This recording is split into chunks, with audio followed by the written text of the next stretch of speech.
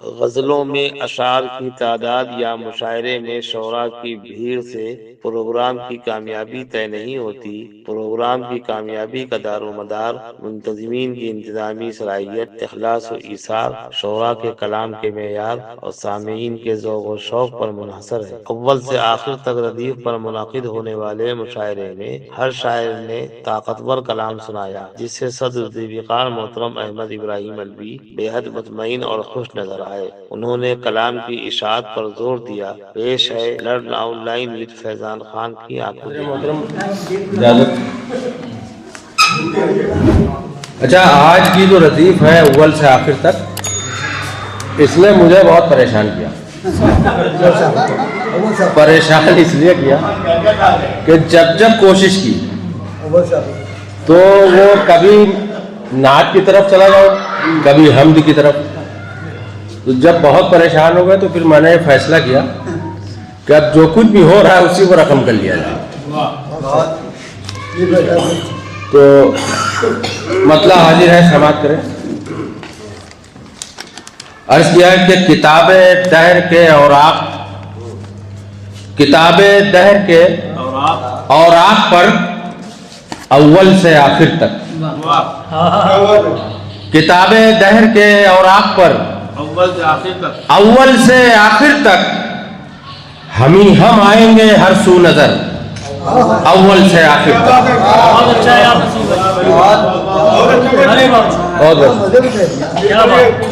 کتاب دہر کے اوراق پر اول سے آخر تک ہم ہی ہم آئیں گے ہر سو نظر، اول سے آخر تک۔ اور عرض کیا ہے کہ کتاب غیر میں اس کی خدائی ڈھونڈنے والوں، کتاب غیر میں اس کی خدائی ڈھونڈنے والوں، کتاب حق ہے سب سے معتبر، اول سے آخر تک۔ کتاب حق ہے سب سے معتبر، اول سے آخر تک۔ اور یہ خاص توجہ شعر پر کہ خدائے پاک کی ہم کو خبر اکثر نہیں رہتی، خدائے پاک کی ہم کو خبر اکثر نہیں رہتی، وہ رکھتا ہے مگر سب کی خبر، اول سے آخر تک۔ خدائے پاک کی ہم کو خبر اکثر نہیں رہتی، وہ رکھتا ہے مگر سب کی خبر، اول سے آخر تک۔ اور خدا کے حکم کا انکار کرنے کی سزا دیکھو، خدا کے حکم کا انکار کرنے کی سزا دیکھو کہ ذات ابلیس کی ہے در بدر، اول سے آخر تک۔ کہ ذات ابلیس کی ہے در بدر، اول سے آخر تک۔ اور خدائے پاک نے اپنا جنہیں نائب بنایا ہے،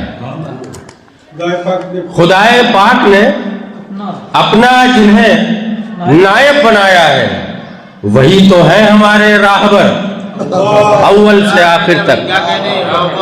خدائے پاک نے اپنا جنہیں نائب بنایا ہے، وہی تو ہے ہمارے راہبر، اول سے آخر تک۔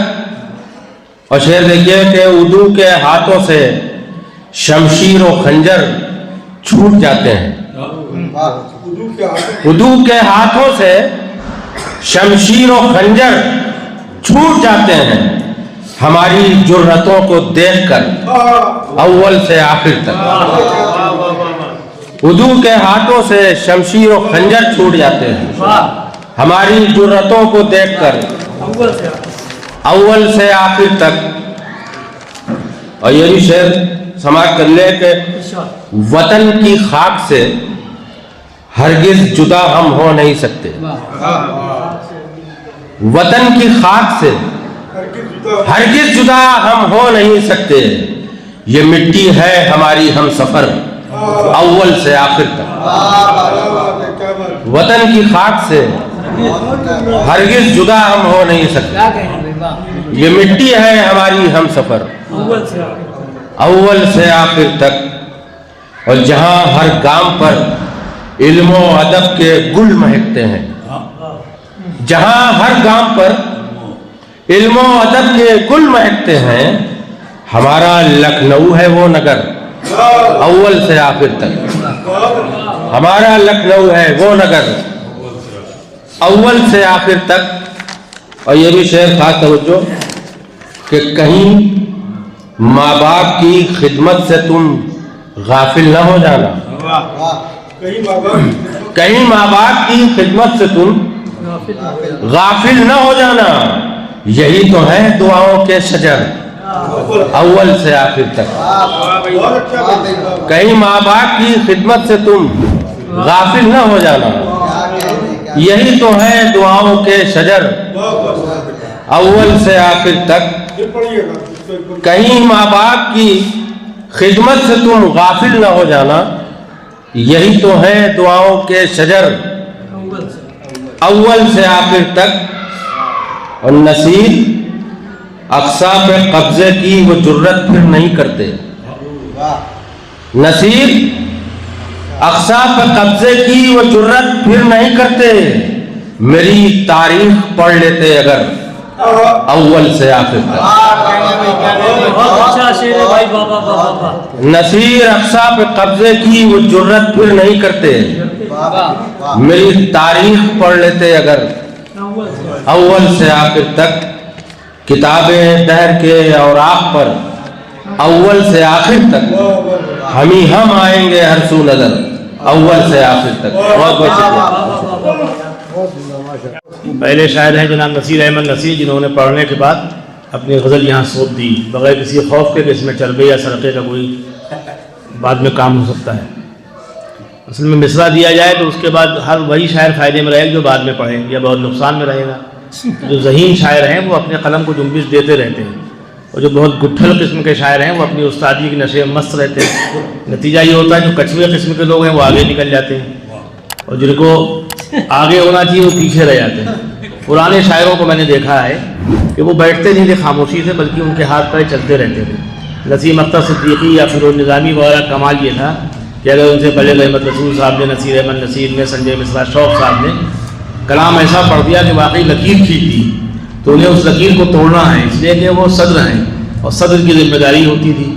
تو وہ کاغذ سامنے رکھتے تھے، ایک بار گھور کے دیکھتے تھے، دوسرے لمحے اچھا مصرع کہتے تھے، اس کے بعد آخر تک طاقت لگائے رہتے تھے۔ وہ جب پڑھتے تھے اس معلومات تقریباً شعر کٹ جاتے تھے، اب نئے شعر پڑھ دیے۔ تو اساتذہ کو بہت زیادہ مطمئن ہو کے خاموش نہیں بیٹھنا چاہیے، داد بھی خوب دینا چاہیے اور مصرے بھی لکھتے رہنا چاہیے، اور یہاں اگر وہ عمل نہ ہو پائے تو گھر پہ جا کے ایک نئی غزل کہنا چاہیے کہ کیسے لوگ مجھ سے آگے بڑھے۔ کہ میں آپ کو نہیں کہہ رہا ہوں، آپ کو نہیں کہہ رہا، میں دعوت دیتا ہوں حافظ محمد عمر صاحب کو، بہت اچھے شاعر ہیں، بہت اچھے انسان ہیں، اور کئی سال تک انہوں نے نعتیہ مشاعرے کیے، غزل کے مشاعرے کیے۔ رحیم آباد کی سرزمین پر لکھنؤ آئے تو یہاں بھی 1.5 سال تک نعتیہ مشاعرے کیے۔ فی الحال خاموش ہیں، لیکن خاموش رہیں گے اس کی امید کم کرنا چاہیے۔ کسی نہ کسی دن ان کے سمندر میں ارتعاش آئے گا، تفکر اور جو تدبر ہے وہ الگ دائروں کی شکل میں نکلے گا، پھر کوئی نعتیہ محفل ہونے لگے گی۔ وہ تشریف لائیں اور اپنے کلام سے نوازیں۔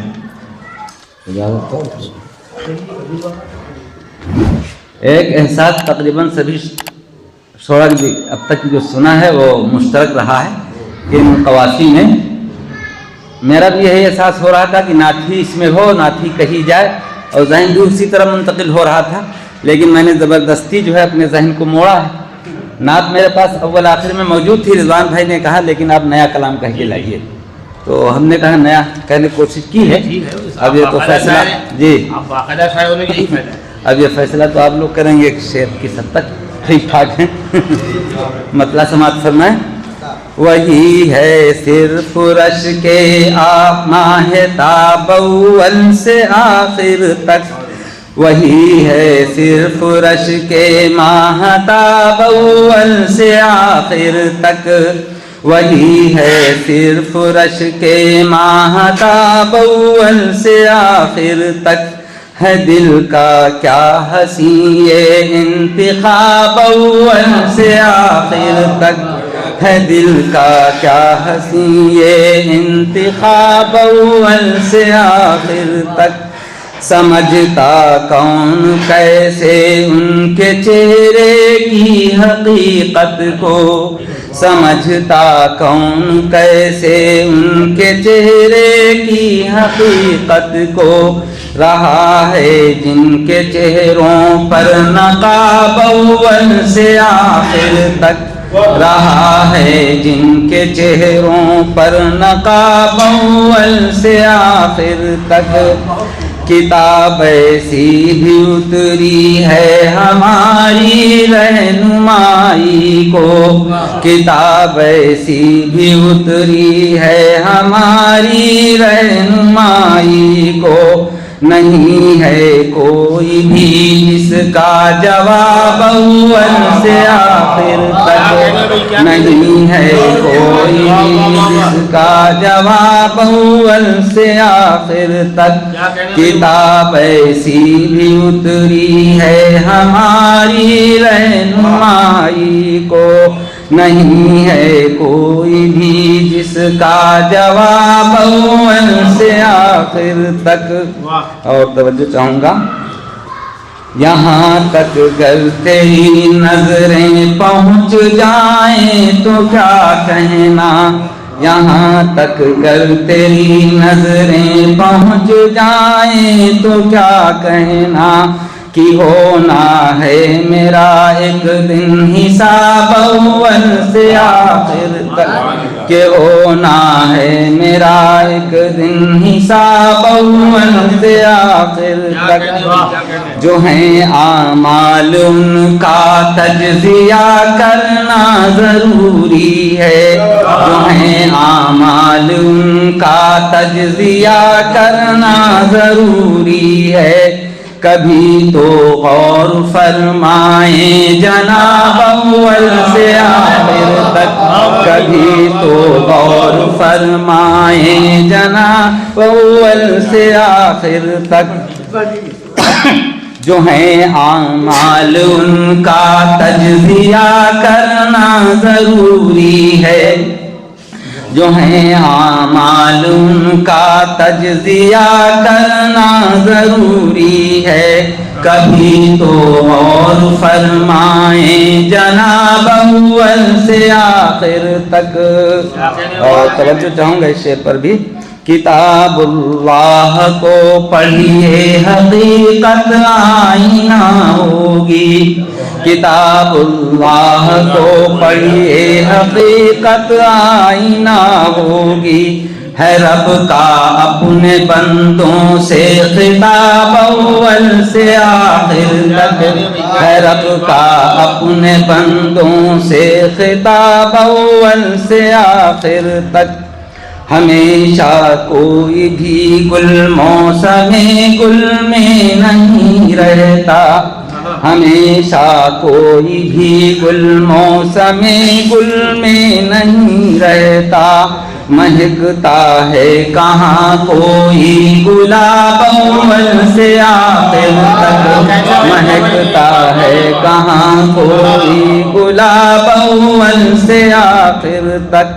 ہمیشہ کوئی بھی گل موسم گل میں نہیں رہتا، ہمیشہ کوئی بھی گل موسم گل میں نہیں رہتا، مہکتا ہے کہاں کوئی گلاب اول سے آخر تک۔ اور یہ شعر خاص طور سے رضوان ہے، درست املا بھی لکھ پاتے نہیں کچھ لوگ ایسے ہیں، درست املا بھی لکھ پاتے نہیں کچھ لوگ ایسے ہیں، پڑھا ہے گو کے تعلیمی نصاب اول سے آخر تک، پڑھا ہے گو کے تعلیمی نصاب اول سے آخر تک، درست املا بھی لکھ پاتے نہیں کچھ لوگ ایسے ہیں، पढ़ा है गो के तालीमी निसाब अव्वल से आखिर तक। और मक्ता समाज फरमाए, समझते हैं वही तो ऐ उमर बस नफ्स मज़मूम को, समझते हैं वही तो ऐ उमर बस नफ्स मज़मूम को, कि पूछो कि सच पूछो जो पढ़ते हैं किताब अव्वल से आखिर तक, समझते हैं वही तो ऐ उमर बस नफ्स मज़मूम को, कि सच पूछो जो पढ़ते हैं किताब अव्वल से आखिर तक। हाफिज़ मोहम्मद उमर साहब अपना आलिमाना कलाम पढ़ रहे थे। इस बीच सैयद ज़िया तक़वी साहब तशरीफ़ लाए और बहुत ही मोहतरम शख्सियत आबिद नज़र साहब की है। इनकी शख्सियत के कई पहलू हैं। अगर ये शेर पढ़ते हैं तो खूब पढ़ते हैं, नस्ल लिखते हैं तो उससे भी अच्छी लिखते हैं, लेकिन हर किसी पे लिखते हैं ये तय नहीं है। इसलिए ज़िया तक़वी साहब ने ये वाकई इन्होंने एहसान किया कि इनको ले आए। तो इससे ये तो है कि जो शायरी पे इल्ज़ामात हैं या जिस तरह से हम कई हिस्सों में बटे हुए हैं खानों में, तो उन खानों को जो बड़ा दायरा बना दे वो बल्ब है शमाम पीर फाउंडेशन और मसूद एजुकेशनल सोसाइटी। तो ज़रूरी यहाँ शिया सुन्नी हिंदू मुस्लिम सिख ईसाई ये कोई तफरीक नहीं है, जिसका बैन सबूत है संजय मिश्रा शौक़ साहब। वो बाकायदा पंडित हैं लेकिन हमारी महफिलों का हिस्सा रखते हैं। और सुन्नी हमेशा ये कहते हैं, बल्कि मुसलमान कहते हैं कि वो अक़लियत में हैं, लिहाजा उनको दबाया जा रहा है।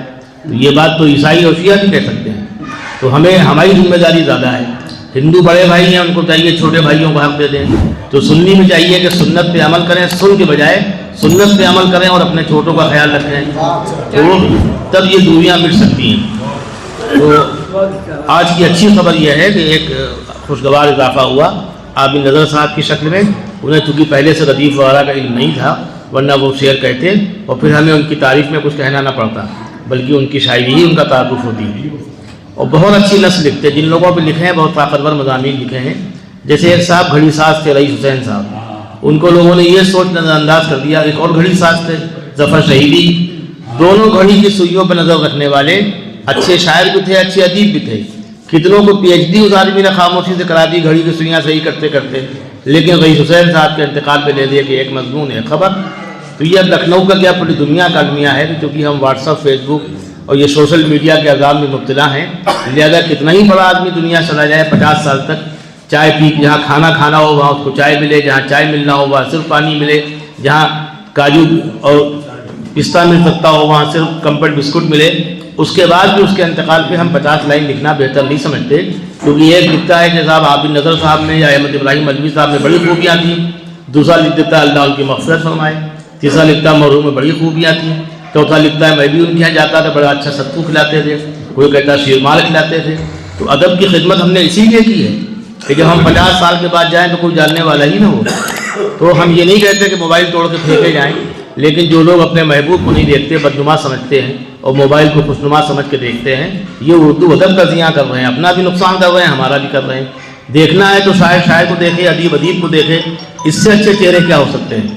हो सकता है शायर की शक्ल जिगर मोहराबादी जैसी हो, लेकिन जिगर ने जो शायरी की तरन्नुम के हवाले से वो दिलों में उतर गए और निसाब तक पहुँच गए, और हमारे यहाँ चीख पुकार करने वाले कुछ ना कर पाए। जिसने कांधला में जो मजदूर था, जिसने कोयले ढोए थे और जिसने मजदूरी की थी, उसके ऊपर तो PhD हो गई, वो शायर मजदूर ठहरे, और जो कम्युनिज्म से आए थे वो उतने बड़े शायर मजदूर नहीं बन पाए। तो जो रिवायती तालीम है, इस प्याले को और रिवायती बहुत से प्यालों को तोड़ के आपको नए दायरे बनाना चाहिए, तब आप कदर करेंगे आबिद नज़र साहब की, रहमत रसूल साहब की, और बहुत से जो काबिल ज़िक्र फ़नकार हैं उनको हम देखेंगे बाकायदा चश्मे तोड़ के। बहर आपका इस्तकबाल। लर्न ऑनलाइन की जानिब से आपसे बस इतनी इल्तिजा है कि हमारे इस प्रोग्राम को लाइक, शेयर और सब्सक्राइब ज़रूर करें। साथ ही बेल आइकन दबाना ना भूलें, जिससे हमारी हर वीडियो आप तक अपलोड होने के साथ ही पहुंच सके। शुक्रिया।